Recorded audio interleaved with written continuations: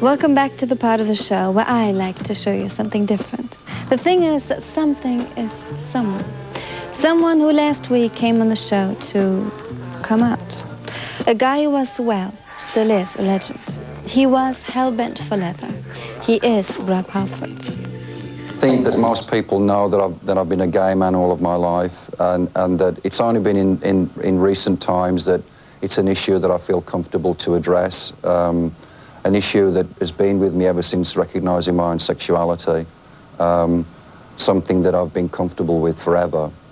Something that I feel has a moment, and this is the moment to discuss it. It took Rob Halford more than a quarter of a century to arrive at this moment, a period during which he fronted one of the hardest driving heavy metal bands of all time, Judas Priest.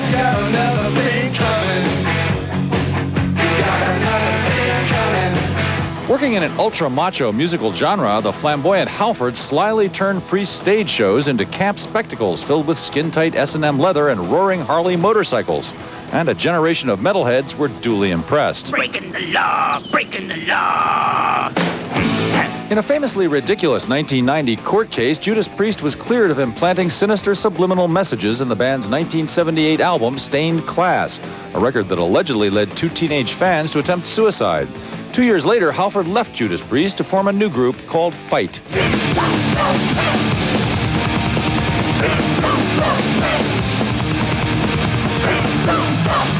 Fight only lasted for 2 albums. Now Halford is back with another new group called Two, and a new determination to open up about his sexuality, something he says he couldn't have done during his days with Judas Priest. I was constantly held back. I allowed myself to be intimidated, and I allowed myself to do certain things, and one of them was not to step forward and just come out as a gay person.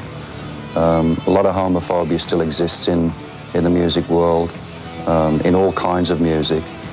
I wouldn't say it's any more phobic in metal as it is in rap or, you know, whatever this music is that I'm doing now.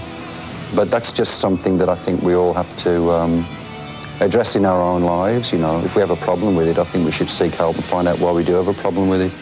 Because if you have a problem with gay and lesbian people, then maybe you have a problem on a racist level, maybe you have a problem on a religious level. I think that every individual should seek out their own humanitarian qualities and just be who they want to be and leave it alone, you know. Although he's now completely candid about his sexuality, the subject doesn't turn up on the first album by his new band called Voyeurs, which will be out next month. However, longtime Priest fans may now want to dust off some of their old vinyl. On the Two record, I never addressed the issue of sexuality, but if you want to go through your Priest collection, you'll be surprised to see how many innuendos, how many metaphors are used, some obvious and some not so obvious.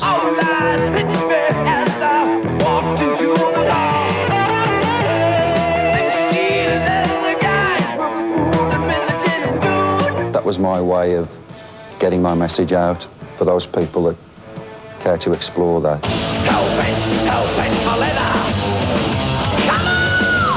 There are as many gay metal fans as there are other fans of music.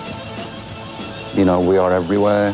And that's the way it is. I think that it's difficult for everybody, you know, in making the decision to come forward and step out and be who you are, especially if you're a teenager.